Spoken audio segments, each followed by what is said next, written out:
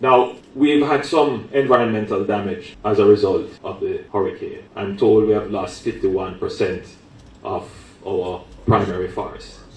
That will have knock-on effects for agriculture and water. So we're going to have to make investments, not just infrastructure, schools, roads, hospitals, and so forth. We're going to have to make investments in our environment. We're going to have to figure out the correct way of supporting the restoration of the forests. But more than that, we will have to make more investment in our mangroves, because our mangroves are natural protection to storm surges, especially for low-lying areas. So that will be a feature of the NARA as well. We also have to make investments in systems, and these systems would involve the spatial mapping of Jamaica.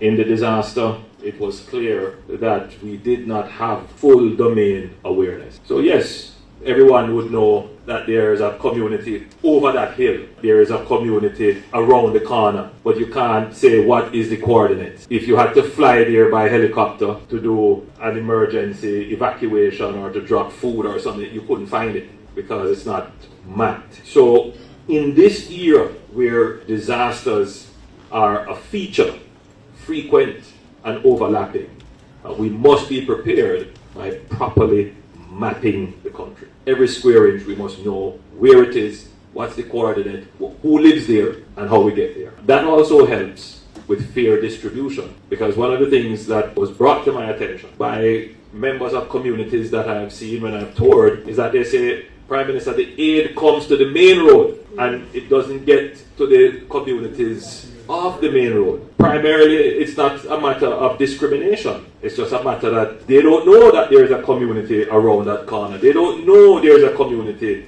over that hill because they are going by what they have on their maps. So that tells you that we must engage in a process of properly mapping using GIS technology all of Jamaica. Every crisis presents an opportunity, and the destruction wrought by Hurricane Melissa presents an opportunity for Jamaica not only to reconstruct what existed, but to reconstruct much better, much stronger, much more forward-leaning in a future-proofed way than before.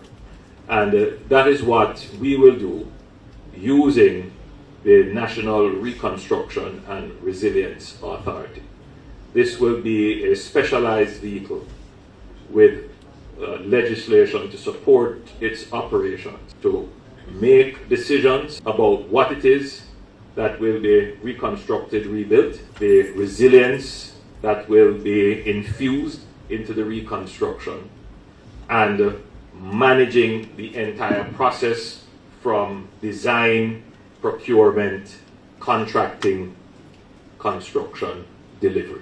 We cannot utilize the conventional processes in rebuilding and reconstruction and resilience building. The length of time that the conventional processes take would itself threaten and compromise the recovery from the disaster. Many persons are now suffering. They have lost everything. And then to compound that with an elongated process would defeat the purpose of recovery. And therefore, we have to have an accelerated process. An accelerated process, however, does not mean that there is a dispensing of accountability, transparency, and probity. We simply have to incorporate that in the accelerated process. And so, in the weeks to come, we will have more details about the form, the function, and the strategic directions of the NARA. I would say this, however, that the reconstruction will primarily be focusing,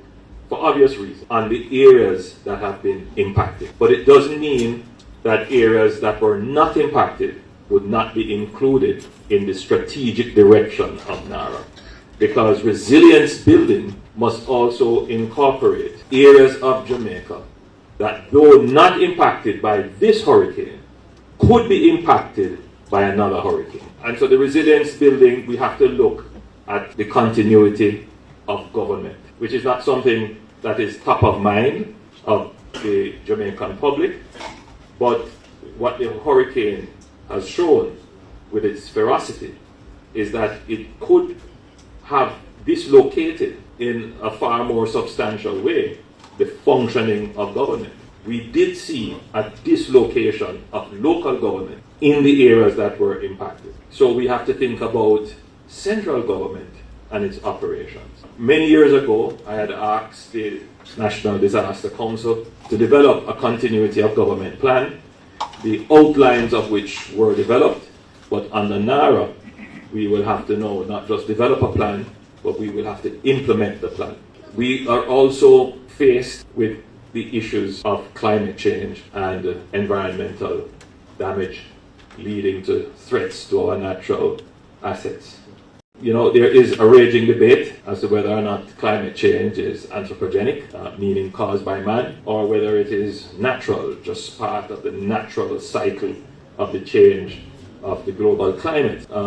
That debate is important because it raises issues of justice. If an action caused by someone is causing someone to be affected in a negative way, should there be some form of compensation? May not be the right word, but equity or justice. And these are important conversations, not to be dismissed. But in our present circumstance, our focus must be on resilience. I see resilience as the bridge where both sides of the argument meet. Because whether it is anthropogenic or a natural occurring phenomenon, we must continue as a country, as a society, as a people. And the only way to be able to continue with these threats existing is for us to build infrastructure and social systems that are strong enough to absorb these shocks, rise again very quickly afterward, and continue. So resilience must be a part of our consciousness as a people. We have always had the notion of resilience in Jamaica. We say we're little, but we're Talawa. We're a small island, we have faced adversity, and we have risen above it. That's the notion of it. Now we have to take that little but Talawaness, which was from our colonial enslavement experience, and now translate that into facing the challenges of the 21st century, which is existing in a neighborhood that is constantly being pounded by weather events that affect our balance sheet as a nation. We have to build smarter. This notion of how we settle land, that has to change. This notion of what we build has to change, because it was quite clear from surveying the damage that those who built strong, those who built following the code, suffered generally less damage and loss. Enforcement of the proven building codes must become a feature of the recovery process. So when JDF is out there putting on roofs, and when we do give the owner rehabilitation grant for the restoration of roofs and housing, they must be done to code, because we don't want the next storm to come, wipe out what we have spent billions of dollars to repair, and then we have to go again. That is what would have set us back and put us into debt. So resilience is the buzzword now for every Jamaican. As a political organization, you have to champion this. You should not be abashed or feel that if you bring this up in your political meetings, your delegates will look at you and say, what are you talking about? But that is a kind of leadership that is necessary to elevate the country. Because in this new era of increasing weather events with increasing intensity, overlapping, it is only the mindset of resilience that is going to ensure our survival.